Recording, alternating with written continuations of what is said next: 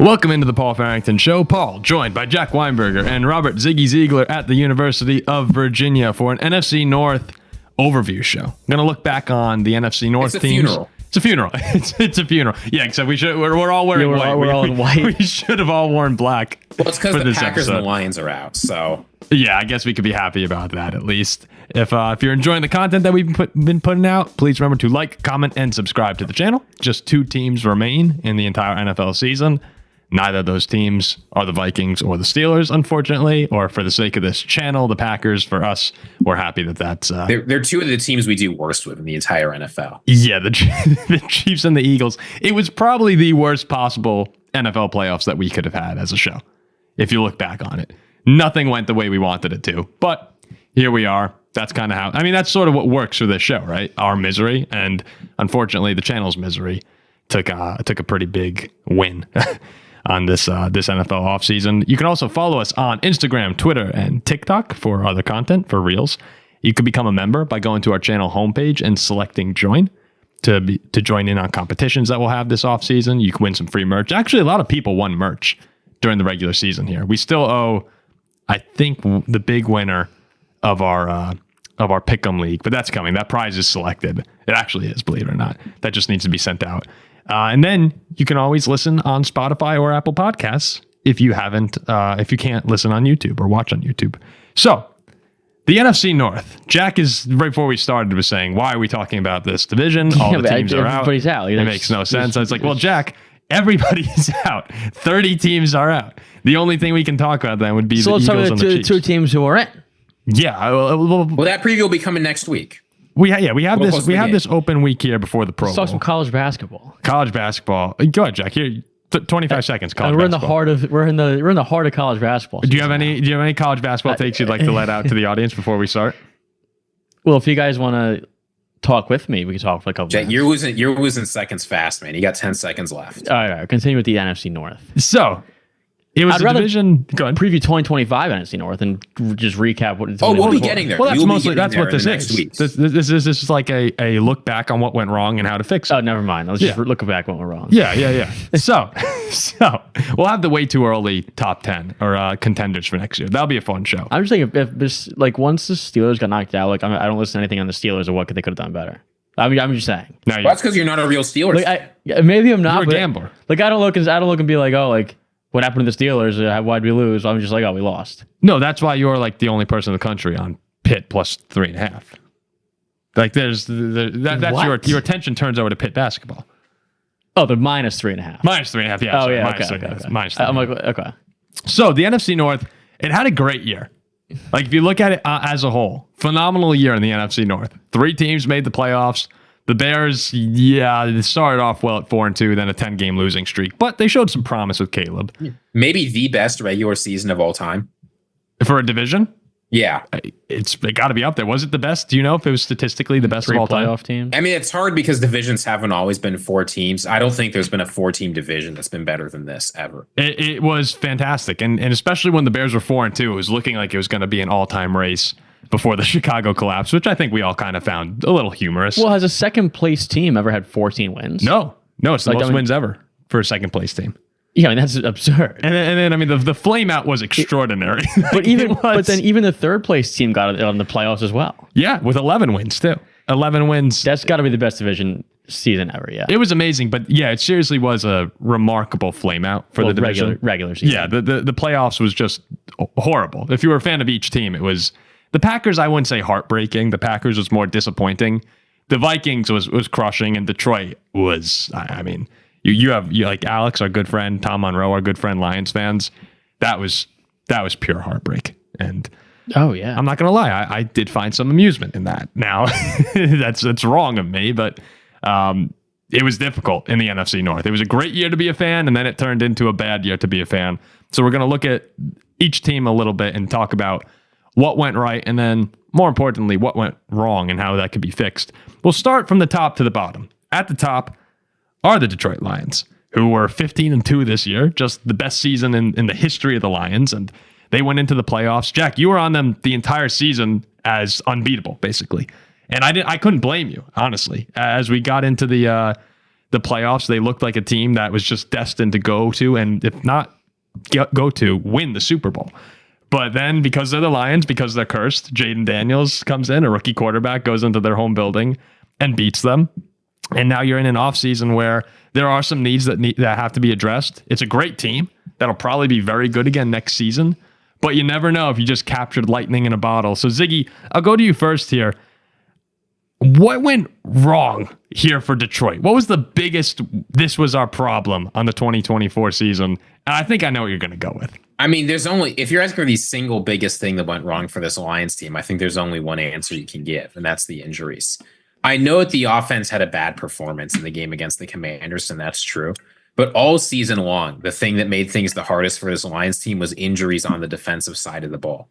And you have to wonder if you've got a better defense in that game. I mean, it's hard to ask like what went wrong in the regular season. When you win 15 games, the answer is absolutely nothing, really. But the injuries had to matter. If they have a few more cornerbacks, if the linebackers are healthy, if Aidan Hutchinson is in, like this Lions defense was ravaged by injuries. And even though it's disappointing to say something that wasn't your fault and there's really nothing you can do to improve was the biggest problem, at least you'll probably be luckier next year on the injury front. But the single biggest problem for this team, I think there's no doubt about it. Injuries. Isn't it crazy to think how good this team would have been if everyone was healthy?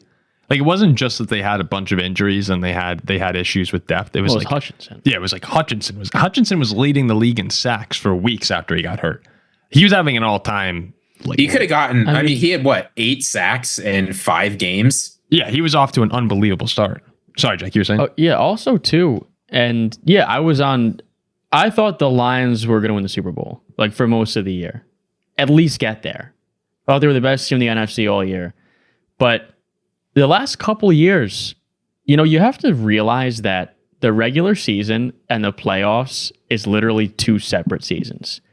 And a lot of the time we don't see regular season success carry over. Like even last year with the Lions, struggled at home against the Rams in the first round.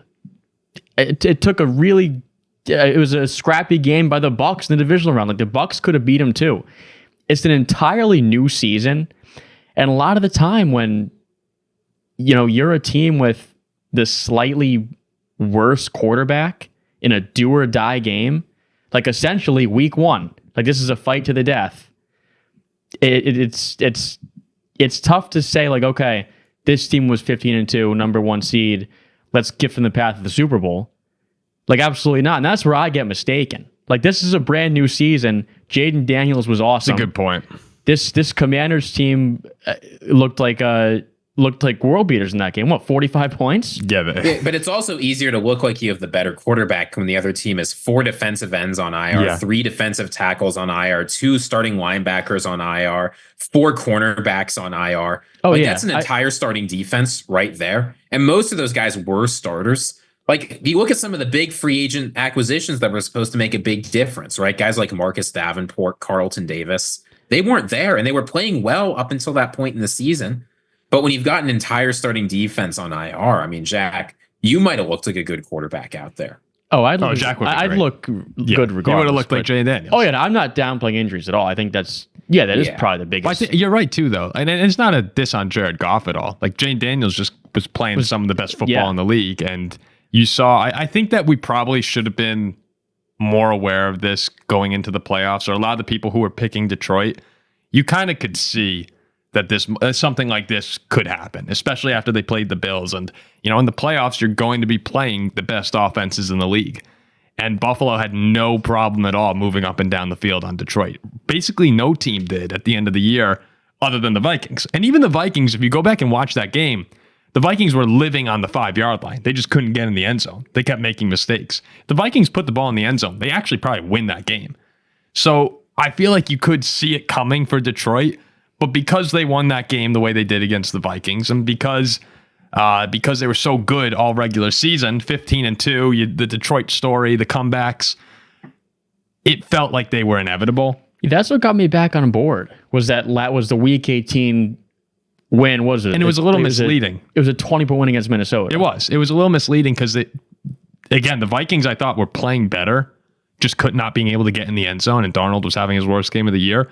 And then we they found blew out us who out. that Vikings team was. Yeah. Yeah, We'll get there in a little bit. But then they blew us out in the fourth quarter, and it looked like they kicked our ass, which in the fourth quarter they did.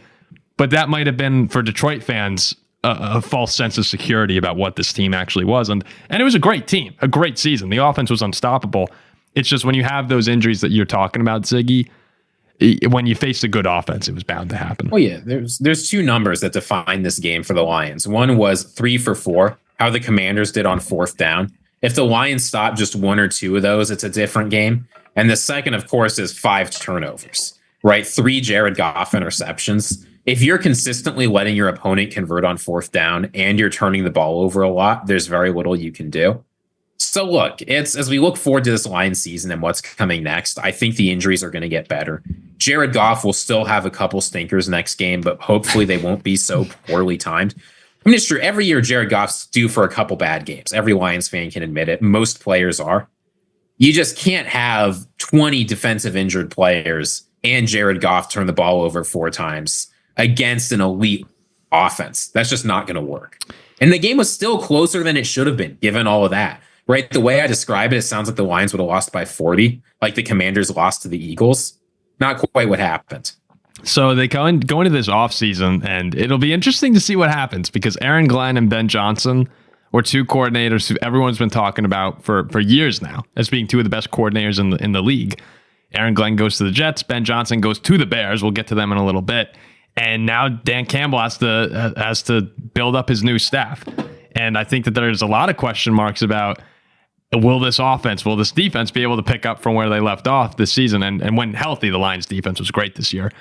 That's a huge roles that need to be filled. And I think you're going to see that Dan Campbell, he's more of a motivator. Like, he's still a great coach, but he's more the motivating type head coach. I'm excited to see, how does this Lions offense look with a new guy in? And like, if the Bears take off on offense, it's probably more Ben Johnson. Like, there are question marks that need to be answered there.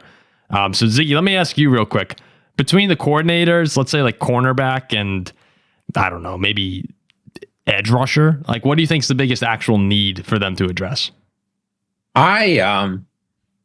People have talked a lot about the coordinators, and there have been plenty of Packers fans in our comments saying now Dan Campbell is actually going to have to coach. He's not going to be able to coast on the coordinators, Which is wrong. I think that's crazy. The hardest part of being an NFL head coach, without question, is building a strong team culture and a team that consistently competes. We've seen so many brilliant coordinators be completely unable to institute their offense or their defense where they go because they just can't get a team around them. On the other hand, I know schematic stuff is important, but plenty of that comes from Dan Campbell. It's not like he's sitting on the sidelines, like drinking a beer while the team's planning how to play the game. He's involved in every room. You can tell that some of the trick plays come from, like, a lot of the stuff this Lions team is known for comes from him. The hope is that he's like a John Harbaugh type, right? A guy who establishes a great team culture and can bring in coordinators when he needs. So I'm not so worried about that. I mean, I think the biggest need for this team is edge rusher still. They've tried bringing in a lot of complementary guys. This year it was Davenport and Zadarius Smith. And I'm not saying those guys are bad, but you saw just how good this defensive line can be when you can get consistent pressure on the other side of Hutchinson. And if you could get a guy who's even better than Zadarius Smith, even better than Marcus Davenport, which is not like a crazy ask, that's not impossible. That defensive line, I think, could be one of the best in the NFL. Could you imagine? On the other hand, if you can't, you're going to be wheeling out like a 35-year-old who's hoping that they can take care of business. Well, then you're the best. Yeah. Ziggy, I coached my 8th graders last week at a basketball game, and I actually cracked open a beer on the sideline while I was coaching. And you know what the final score of that game was? What? We won 71-25. Buzzed coaching. With. You know how they say buzzed driving is drunk driving? You shouldn't do it. Buzzed coaching is good coaching. You should do it. Buzzed Jack was good on that sideline. He was getting his players into it. Could Max Crosby be a potential guy they go after? Probably not. I don't think they can make it work. He's not for sale. I don't think he is either. But could you imagine? I know Lions fans are talking about it. Just imagine for a second what Max Crosby and Aidan Hutchinson would look like. Like that actually might be lethal. Oh, it's almost as good as Watt and Highsmith. Yeah, no, it's a good combination. But that would be the best duo in the NFL, right? Z, come on. Second best. How could it not? Aidan Hutchinson and Max Crosby. If one of those guys missed Crosby. half the season, it would be the best duo in the NFL. Yeah, that would. I'm serious when I say if they were able, and it's probably not possible, but if they brought in Max Crosby, they would obliterate people. We're honest on this show. We don't lie to people. You're going to see a lot of Packers media, a lot of Packers podcasters saying Max Crosby is the number one opportunity. Mark Davis has been very clear that he loves Max Crosby and will not let him go. Hiring Pete Carroll and They're not letting having him Pete go. Carroll turn to Max Crosby and say, go get your guys, while Max Crosby sort of smiles and starts nodding his head. Like, Pete Carroll loves defensive linemen. He's going to give, like, it's going to be a different system in Vegas. There's no way on earth that Max Crosby is leaving the Raiders this season. Here's what I'll wrap it up with, just kind of blasting through the some of the needs real quick, and then we'll move on to the Vikings in second here. Cornerback, I thought Terry and Arnold had his ups and downs this year, and with Carlton Davis leaving, that room, despite Amik Robertson having the game of his life against Justin Jefferson, of course, and actually it wasn't even the game of his life, it was Sam just being so damn bad. They do need to address cornerback a little. That was a unit that struggled. I think with DJ Reader, with Ali McNeil and Hutchinson, if you could get that fourth edge rusher, that fourth player there, you're in great shape on the D line. Maybe a little depth, but this is a team that doesn't have too many holes. They more needs just support. I mean, they're the best safety duo in football.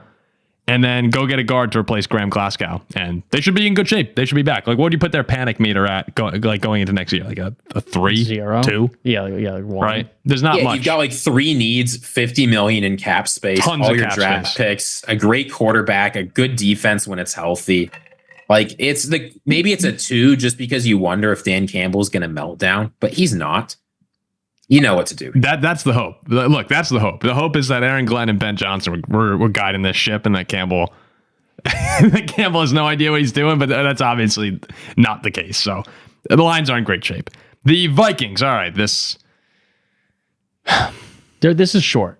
They're not very good at a bad quarterback. You're wrong. You're wrong. You can't win 14 games if you're not a very good team. I don't want to hear it. You were coming on this show the entire season saying the Steelers were in your top 5 all year. Well, they weren't. You clearly don't have a right weren't for perception the of last, what's a good 5 and bad weeks. football team watching. No, go ahead on the Vikings. What do you think? You can tell who's bad, like, towards the end of the season when games count.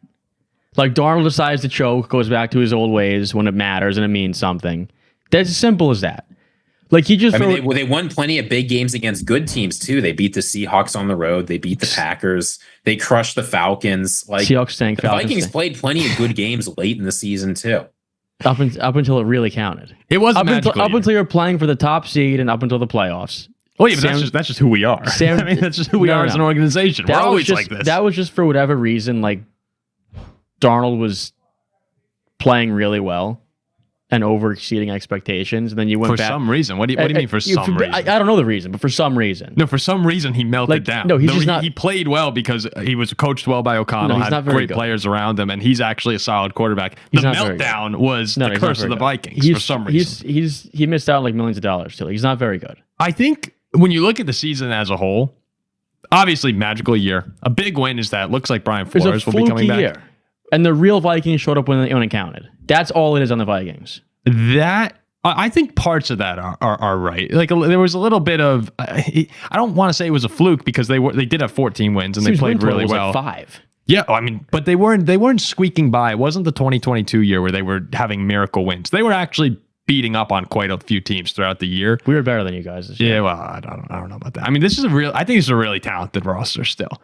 That basically what went wrong, if you were to say, it's the last 2 games. It was the offensive line imploding against the Rams and Darnold imploding against the Lions. What needs to be fixed? It all centers around the quarterback and what you're going to do at that position. Where you have a similar decision to last year. Keep the guy who played pretty well.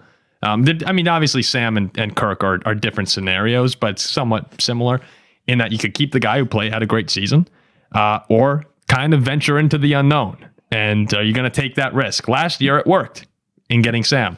This year now, are we going to go with... I'm leaning that JJ McCarthy. I think it's going to wind up being JJ McCarthy. Do you still agree with that, Ziggy? I think that Sam Darnold is going to play for the Minnesota Vikings next year. I think that right now we're in free agency speculation of everybody hyping up the guy. Sam Darnold, I think, made very clear that he's probably not the guy to save your franchise. And most of the teams that need quarterbacks, teams like the Raiders, like the Titans, are in positions to get one if they want. I don't think that, I think for Sam Darnold, it makes sense to spend another half a season in Minnesota, get some of the bad taste out of the mouth, play some good football there, like I think he will. I think that's better than what he's going to be offered in free agency this season. I think most teams recognize him as a bridgy guy. And I think the Vikings, it makes sense to bring him back, even for a pretty large amount of money, like 30, 35, maybe even $40 million for 1 year. You think that's We've a mistake, got the money Jack? this year. The problem is next year when deals like the Grenard deal, O'Neal deal, Hawkinson deal, Jefferson deal, like those don't become big until 2026. We can spend big this year. I think this year you bring back Darnold for a year, give him a good time. Don't force JJ McCarthy off knee surgery. What kind to of a come good time? back. What kind of a good Sam time? Darnold had a great time in Minnesota. There's no doubt about it. Give him one more of those. Would you go to McCarthy, Jack? No, what pick do the Vikings have? We have 28.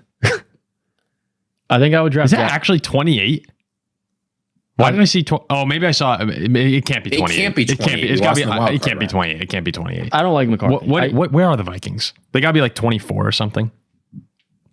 Go ahead, Jack. I would draft Jackson Dart.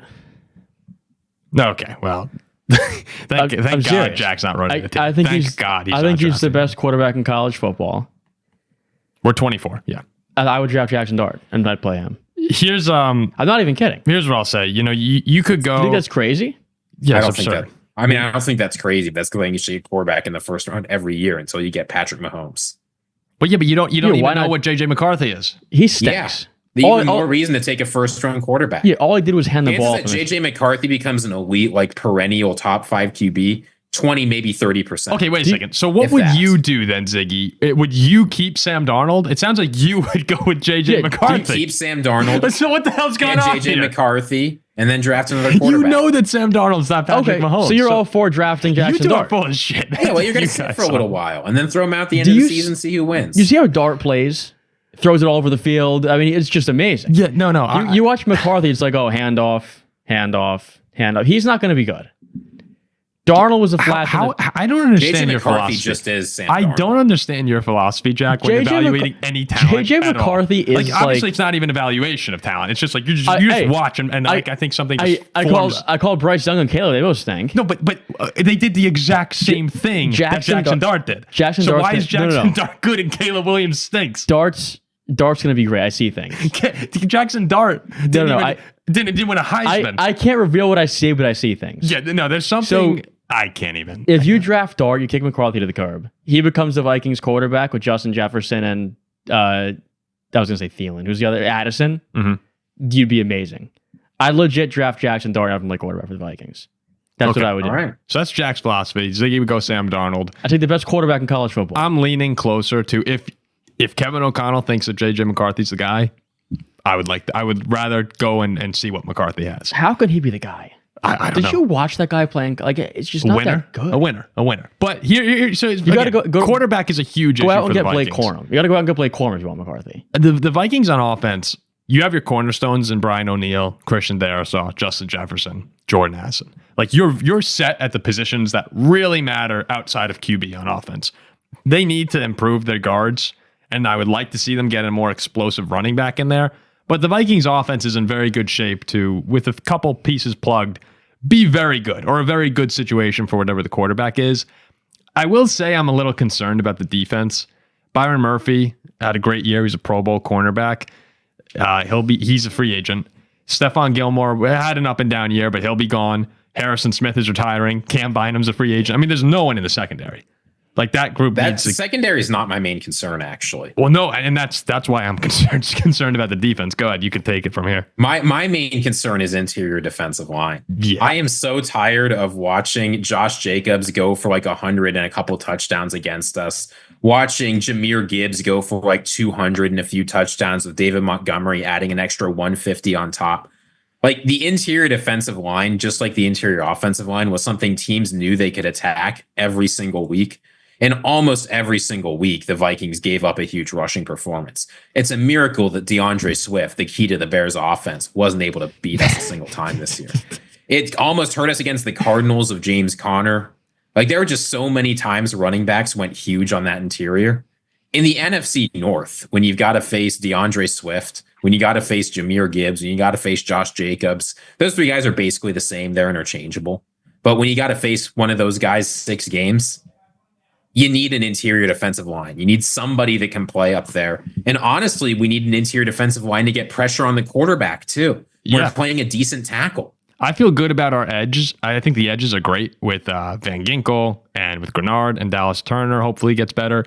But that's part of the reason why I think I'm starting to lean, and I could be wrong here, but I'm starting to lean into the just go for it with McCarthy, and hopefully it works, is use that Darnold money and just build up everywhere. Like, the Lions are so good on the lines. That's a huge area of weakness for us when we play them. They destroy us. Games are won and lost. I mean, Detroit destroys us on the lines. Oh, do they? Yeah, they do. Oh, they do. Outside of the edges, we have a lot of issues on the interior of both lines. I'd love to get those fixed. There are a lot of needs on the defensive side of the ball for the Vikings outside of edge rushers, and I want to put my money there. I want to go get monsters, and we don't have draft capital. We have the 24 pick, a 3rd rounder, and 2 5ths. I mean, that's brutal. I mean, I do also think the Vikings, the end of that season, they just got caught in 2 horrendous spots too. Oh, it was 2 teams that were horrible for us to play. Playing in Detroit for the number 1 seed, and then playing a team who was like going balls to the wall for their city.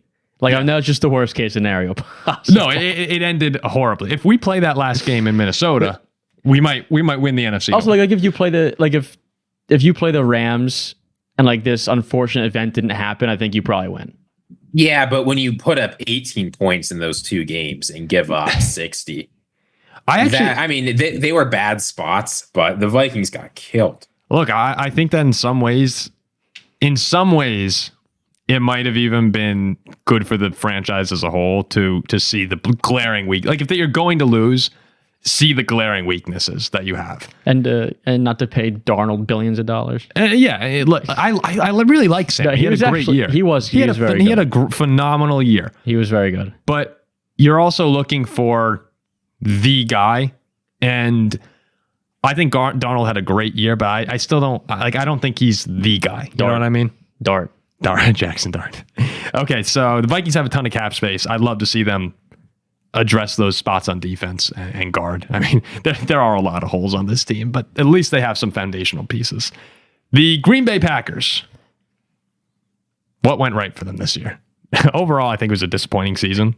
Despite being 11-6, again, I talked about this on the solo show that I put out.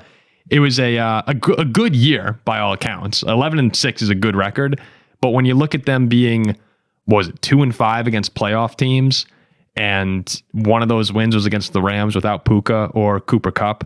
They were 1-5 in the division. They've lost, I believe they've lost 6 of the last 7, and the last 5 games they played to the Lions. They're 2-4 against the Vikings the past 3 seasons.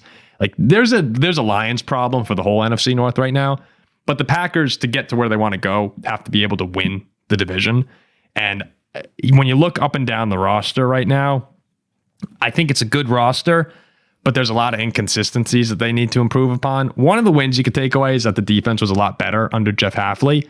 But another takeaway you can have is there were a lot of disappointing performances on the defense, particularly from the defensive line with Rashawn Gary, Lucas Van Ness, 2 of the biggest letdowns on the team. Kenny Clark really didn't show up at defensive tackle. Jaire Alexander didn't play again. He missed 10 or more games for the 3rd season in the last 4 years. Like, there were breakouts. Like, Evan Williams was awesome, and I thought that Edrin Cooper had a great end to the season. But Ziggy, when you looked at the Packers as a whole, let's stay on defense for now. The defensive side of the ball for the Packers, did you walk away more let down from those disappointments, or impressed, or I guess would you say encouraged from the strides they made with Hafley?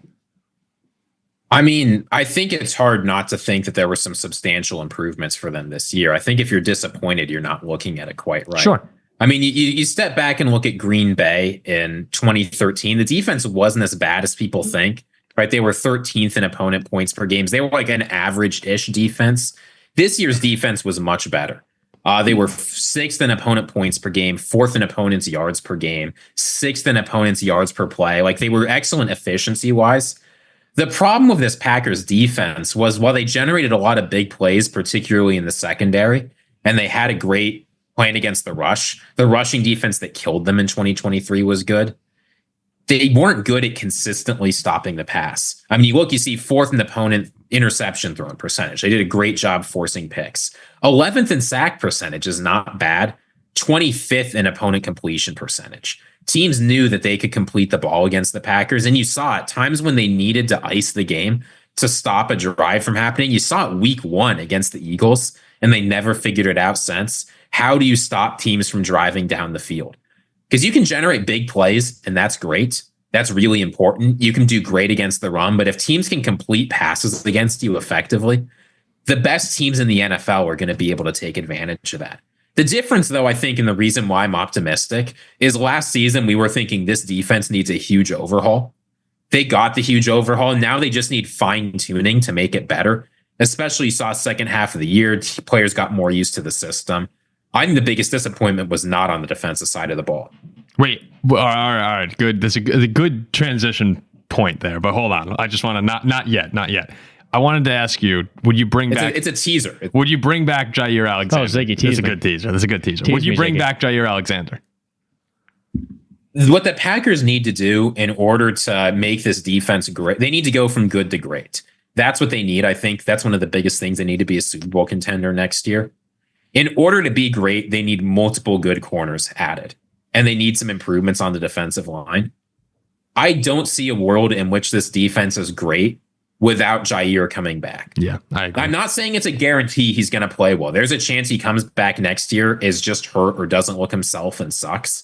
But if you're looking at the worlds in which this Packers team has an elite defense, Jaire Alexander being healthy and playing like we all know he can play. When he played this year, he looked good for the most part. This is a guy, it's one of the few guys that can play at a cornerback one level that can lock down wide receiver ones pretty consistently. You're not upgrading him. There was a Packers blog that said he'd be addition by subtraction. I get that it sucked having him on your team this year, but I don't see how he made them a whole lot worse. The defense only gets better if Jaire comes back. The injuries weren't ones that make me worry about him being bad long term. I think you got to have him. I mean, these guys, this Packers team's good. And I have no doubt in my mind next season they're also a playoff team. But coming into this year, what we expected from Jordan Love and the Packers was crazy. And I mean, I'm at fault for that too. Like the way he ended last year, all of last offseason, we're coming in here saying how this is a potential number 1 seed. And, if he can just play all 16 games like he did the last 10 games, like this team's going to be a force. Yeah, as they got MVP quarterback. They got four solid receivers. And I mean, they do. But then Jordan Love got hurt. It took him a while to get going. Like he had his downs. And like we did not think that this was going to be the team who couldn't beat the other contenders in their conference. We were looking at this team like they were the top level contender, not the team who couldn't beat the Lions or the Eagles or the Vikings. And it was just unfortunate because we're talking about them like this is going to be a 14-15 win team. And we jumped the gun big time. I'm not like Jordan Love's a good quarterback and they'll be fine for the next look. They're a good team who'll be in the playoffs, but I don't know if I see Green Bay as a team who could win the Super Bowl. I think that Ziggy's right in that it's more fine-tuning for the Packers. I think the Vikings actually have more holes that need to be filled out. Where Green Bay, it's like, if they get an impact pass rusher and if they get an impact receiver, this team can, there can be a huge turn very quickly for them. Would you agree with that? I agree. I think the path for the Packers to the Super Bowl is adding a couple elite players. It's not improving lots of spots. I think that's even more reason to not jettison elite talent that you've already got. Yeah, no, I agree with the Jaire was second in the team in interceptions and passes defensed, and he didn't play the entire season. So like, if you let him go, Eric Stokes is leaving, so is Corey Ballantyne, or they're going to be free agents. I think if you get, even if it's just Lucas Van Ness or Rashawn Gary, like stepping up, you need someone to step up as an edge rusher because you got to get pressure. And then if you can address the cornerback room to any degree similar to what you did to the safeties, where a year ago they had no safeties. Now you got Bullard, Evan Williams, and Xavier McKinney. You have an embarrassment of riches at the safety position. Couple players away there. Offensively, go get a center, go get Tee Higgins. And now, like, if you add Tee Higgins to this team, and that's what the guy I'm picking. I mean, you could also look at Chris Godwin or Devontae Adams, or Ziggy yelled at me when I said Tyreek Hill the other day. If you go add an alpha dog receiver to this room, I'm not really sure how you stop Green Bay. Ziggy's my alpha dog. Ziggy is an alpha dog. And also, too, like this team had, yes, very disappointing, but they also had 11 wins. Like, they were 11-6.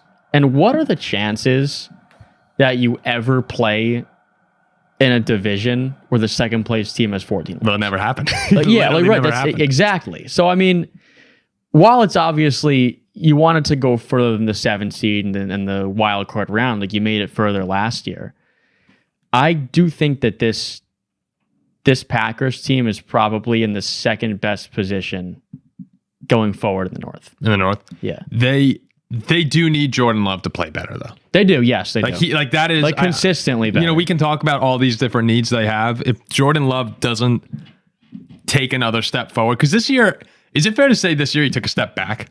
I'd say so. Right. I think he played more consistently than he did in 2023, but it wasn't as good. Yeah. And you have to consider the injuries too. But when he played like that second half of the season healthy, it wasn't as good as the best, but it wasn't as bad as the worst either. Yeah. So you need, and it's hard. Like Jack said off the top, it's hard to replicate the 10 games he had at the end of his 2024 season or 2023 season. Like that was, ridiculous. Most quarterbacks never get close to that level. Yeah. We were out here saying, and as well as Packers fans too, like, oh, if he comes in and just does this from week one, and we're talking about him going like 40 touchdowns and 3 interceptions. Yeah. I had the Packers at like 14-2 or something like that. But that's why it's kind of unfair that it was a disappointment. But again, they had a good season. They also didn't beat the Vikings, Lions, or Eagles. Yeah, that can't happen. And that can't happen to be a Super Bowl. Like they didn't deserve to win the Super Bowl this year. No, they weren't good enough. They weren't good enough. And Love wasn't good enough. And, Jaire didn't play against the Vikings or Lions. I forgot. I didn't realize that. He hasn't played against... Jaire Alexander hasn't played against the Lions since 2022. Is he scared? Scared of Amon? Maybe he is scared. He's scared of Amon-Ra? But I don't think Green Bay's that far off, but they do need... Like, there's a number of people on that roster that need to look themselves in the mirror and say, if we're going to win the Super Bowl, I need to be better. And I think that's a handful of guys that need to improve because they're capable of playing at a high level and didn't reach it last year. And that's me as a Viking fan talking. I'm not like, that's just the case in Green Bay. Mm-hmm. Every Packers fan knows that they're not going to be mad at you for pointing that out. You got to, anytime you do worse than you did the previous season without losing anyone big, it's a disappointment. Yep. You got to do more. One last thing on them. A big win they had was Brandon McManus came in and was amazing. He was 20 for 21 field goals, made all 30 extra points. Like that was a position that was huge. Yeah. That was he won them 2 games. I think his first 2 games walk-off winners. I believe they were for a position that screwed them over the year before against San Francisco. They got a big win there, and McManus was one of the best in the league from the time he joined. So that's another win for them. All right, the last team we have here. Save the best for last. Bear down, the Chicago Bears. The Chicago Bears. What went right? What went right for the Bears? What was it? It's a great start to the year. Suck my dick on, kiss my butt, kiss. Yeah, 4-2. But then the 10-game losing streak. So what went right? I think you had flashes of what Caleb Williams could be. That's one takeaway. And I don't know how many people would agree with me on that, but I do think that there were moments where you were like, Caleb looked really good. And you know what I want to say is a win for them? The end of the year, to go on a game-winning drive to beat the Packers, I thought they showed a lot of heart that game. Like they came out there and the intent was to win. And sometimes you see teams come out that are eliminated and not really put forth their best foot in those situations. I thought Chicago played with a lot of character, had a game-winning drive to snap an 11-game losing streak against their rival. And I actually thought that impacted Green Bay too, going into the playoffs. Like that was not a good foot for them. A good note for them to go into the Eagles game on. I mean, I was impressed by that too. Yeah. Because like Green Bay was playing a meaningful game at home. Like it wasn't like Green Bay had a seed locked up. Like they were playing a meaningful game. The final snap of each game won it for Washington and lost the game for Green Bay. But before those two plays, it was looking like Green Bay was going to be the 6th seed going to Tampa. And then, I mean, who knows what happens if they were the 6th seed, right? Tampa lost they lost to Washington in the first round. Yeah, like maybe the Packers are in the NFC Championship game. But Ziggy, you have a weird relationship with the Bears because you're good friends with our buddy Weston Dell, and you know you talk with him about Chicago a lot of times with you send him over articles that make fun of Chicago, and you poke fun at them a lot, but I think you do respect Chicago and what they're building. So let me ask you, going into, I'm sorry, it looks like if you could just take I was going to say, I want Chicago to be good. Yeah, not great. I want the Vikings to beat them, but Bears fans have been miserable long enough. You're a kind guy. I feel like most people listening to this podcast would disagree with you. They should draft Jackson Dart. They've been at it longer than me. Look, you look at Caleb Williams' stats from his last 7 games. He threw for 1,500 yards, 11 touchdowns, and 1 interception. Now, some of those games weren't great. That Seahawks game was horrendous. A couple of those games were blowouts, like the 49ers game and the second Lions game. But those games also involved, as you said, taking the Vikings to overtime, a close game against the Lions, beating the Packers. Like, he played relatively well in an incredibly terrible situation. His head coach was fired. His offensive coordinator was promoted. Guys were rebelling on the team. Like, it was just a disaster in Chicago. The main problem with this team, and I know they didn't win a whole bunch of games. I know the offense struggled. I know the defense struggled. The main problem with this team was that they had no organization. They had no culture. It was just a disaster. In the middle of the season, you've got players coming out saying, we coach ourselves. Nobody in Detroit is saying we coach ourselves. We decide what we want to do. You see guys giving up on a Hail Mary and losing them the game. After that Washington game, things just spiraled, blown out by the Cardinals on the road, blown out by the Patriots at home. Just like disastrous games. That's like only the Bears. I mean, there's like that Patriots game might have been the single worst game any team turned in all season. Yeah, that was bad. I actually think I might have bet the Bears that game. I know I did. I thought there's no way the Patriots come into this build. The Bears are like 8.5-point favorites. And I said, there's no way the Patriots come into this building and beat this team. They crushed them. I want to quick. The Bears have tried to address that. I mean, Eberflus was terrible. There's a reason defensive coordinator of the Cowboys now. Nobody wanted this guy. Like, it was just a disaster in Chicago. wait. So now they're trying something Ziggy, different. Real quick before you go on here, can we just take a vote on worst Bears loss of the season? Oh, this one's going to be tough. I'm going to present 4 candidates. It was the Hail Mary. Yeah. I'm going to put forth the Hail Mary against Washington, the blocked kick against the Packers. Or maybe that. That was also brutal. The Thanksgiving Day loss against Detroit, where they let the clock run out. That was also absurd. Or let's see, what's the last one we want to put in here? San Francisco getting blown out. I'm picking that Patriots game. 19-3 to the Patriots at home is brutal. Because here's the thing. I know people are going to say the Hail Mary game or the Packers game or the Lions game. I know the way those games ended bad, but there's no shame in losing a close game to 3 playoff teams when you're a bad team. Like, it's not great. The way they lost was terrible. I don't know. But what you're saying is like they should lose those games anyway. Yeah, like the Pats where you're an 8-point home. When the favorite. worst that was the Patriots finished well, and this is what's confusing people. When the single worst team in the entire NFL walks into your building when you're reeling, kicks and they don't just crap out of you. They obliterate you. Like 328 yards to 142. Caleb Williams' worst game of the season. You know what the Bears were on third down in that game? No. 1 for 14. They punted 8 times. They gave up 9 sacks. That was the worst performance. I get that the other games might have felt worse. This was the single worst performance by any team in the entire Ziggy, NFL. I totally hear you, but Washington, Green Bay, and that Detroit game were publicly humiliating performances. I think the worst one. Too. I think the worst one was Green Bay. Like you're playing, yeah, and they did beat them later on, but to that, when that current date was like you're playing a team who you haven't beaten in a long time. You were still 4-5 at the time. Like, yeah, you're still not like totally buried. You're on your home field, and I mean, what is it, a 40-something yarder? Yeah, it's not like it was like it's not like it was a 57, 58 yarder. It was like 40-something. Chance to win the game, chance to beat Green Bay, get that monkey off your back.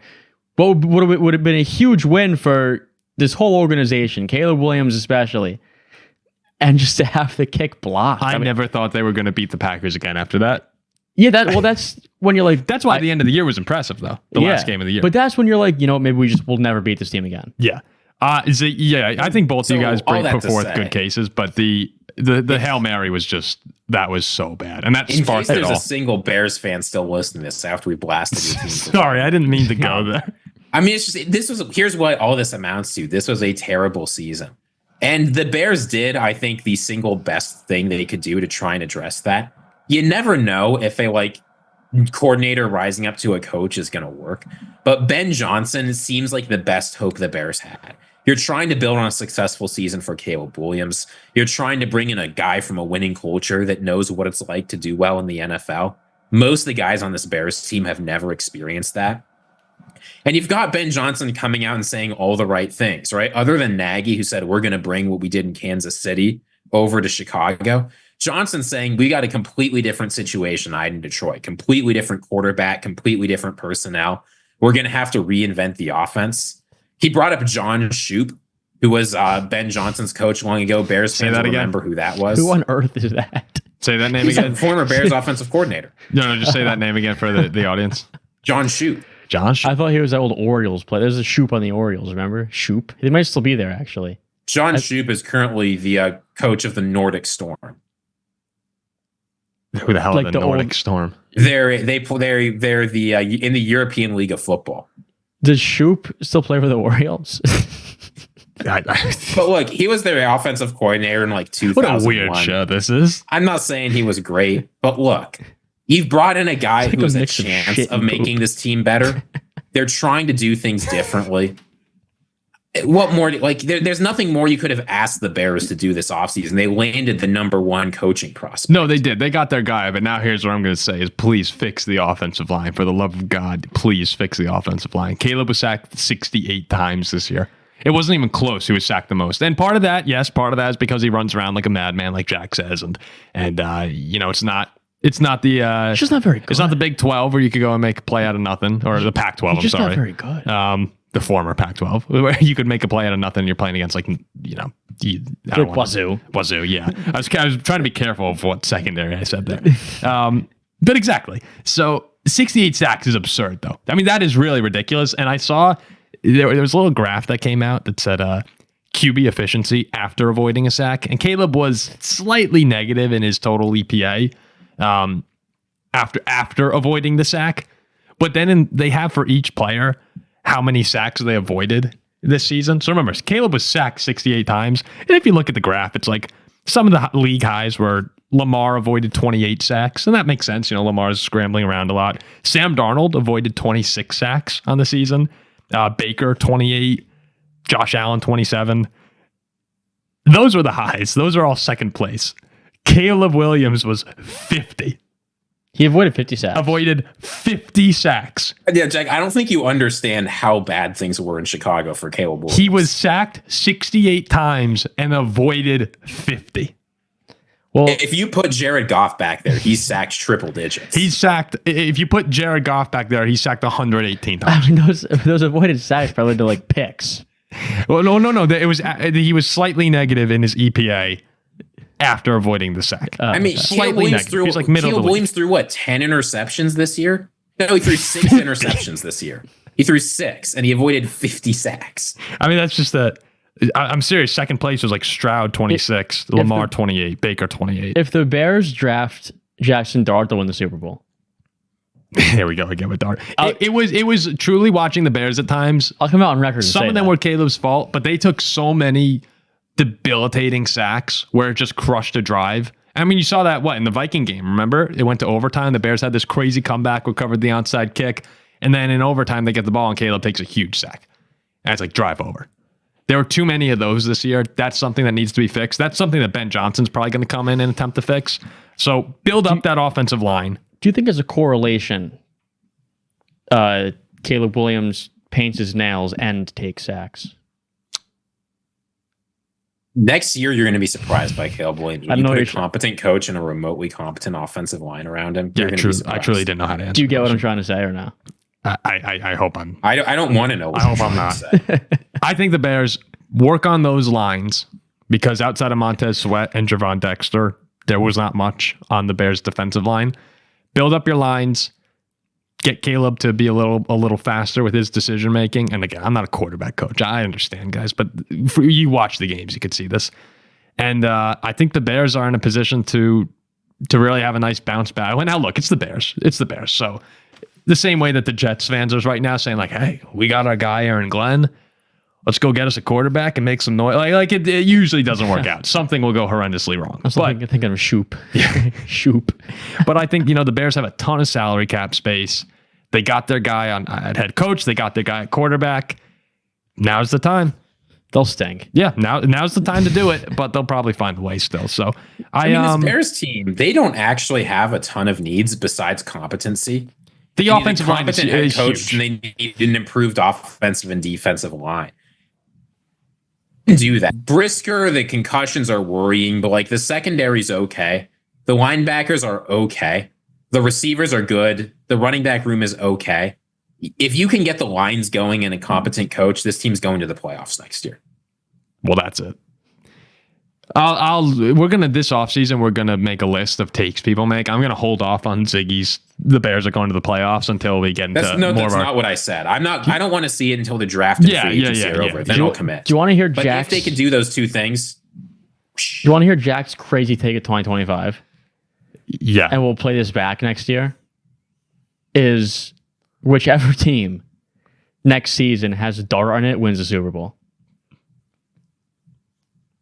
Does Jackson Dart play? He's gonna start. So let's say he gets picked like 20? Like who's the 20? Where's he projected to go right now? Jackson Dart? 20s maybe? Is he actually a first rounder? I think so. I mean, if he's not, he's that's projected to go in the 3rd round. Yeah. Oh. So why is everyone talking about Shador and Ward? Like I would just wait to take Dart in the 3rd round. I bet you would. Oh, if the Steelers take Dart round 3, we're in the Super Bowl. He's a 1st-round caliber quarterback. Any Riley Leonard action, maybe? He stinks. Will Howard? Did you see no. We'll see what he does at the Senior Bowl. Do you see the Will Howard Dr. Pepper commercial, Ziggy? I'll say this. Good news for our fans. We're going to have an extensive draft preview. Yeah. Yes. Yeah. That was ridiculous. Jackson Dart will feature in it, I'm sure. I wonder, you could probably get that Jackson Dart on the show. Oh, if we get Dart. If we go to the draft in Green Bay, Jack, you might be able to interview Jackson Dart as his #1 supporter in the entire NFL media sphere. I love that. I think Dart's the best QB in college football. I think he'll be amazing. I would love Pittsburgh to take him in the 3rd round. If I was the GM, let's say I'm the GM of the who picks first? The Titans? I'd go Travis Hunter 1, Dart in the 3rd round. Why not 2nd? Make sure you get your guy. Well, do they have the 2nd pick too?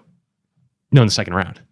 Oh, well, yeah, maybe 2nd. Yeah, 2nd round. Yeah. Would you risk letting him? I promise you, Jack, I will go back and watch the Jackson Dart tape. I'll watch the Senior Bowl stuff. I'm willing to change my mind. Okay. Watch. That's all you can ask for. All right, there you have it. Look at him against Georgia this year. It was amazing. The NFC North. And Jackson Dart. And Jackson Dart. A division of great success this year and a division of great heartbreak as well. But that's kind of what you come to expect with this division. So it'll be hard to replicate the success next year, but we'll have an entire offseason to dream up of ways that we can replicate. And if not replicate I would say, improve upon the success of this year. So at least the Vikings. Can I say one more thing about the Bears? Zig, you could talk as long as you want. I went back on Reddit because I was curious. I went to the Chicago Bears and I looked top offseason needs last year. The number one post was by this guy named what's this fella's name? This fella's name is Mollusk75, and he lists the top 5 needs for the Bears. Here are the needs: number 1, offensive coordinator; number 2, head coach; number 3, center; number 4, guard; number 5, quarterback. It says something about the Bears that you can go back. Number 6 is edge rusher. So of their top 6 needs, 5 of them were their top needs going into this offseason after a full year to work on it. This organization is just a disaster, man. That's the hope. The Packers have top needs, and then new needs come up, but it's never the same things at the top every single year. When was the last time the Bears didn't have head coach and offensive coordinator and offensive line interior as a top need in the offseason? Yeah, it's been a while. This is the difference in me and Ziggy. Like, Ziegler go on Reddit and look up Bears needs. I look at pictures of Livy Dunn's feet. That's the difference. We're wrapping the show. That's me versus Ziggy right Get us there. out of here. All right, we're gonna wrap it up. We'll be back. We'll be back with the mailbag episode coming out on Thursday. Appreciate everyone, and we'll see you soon. Then Jack's like, why do people think that I'm weird? Like,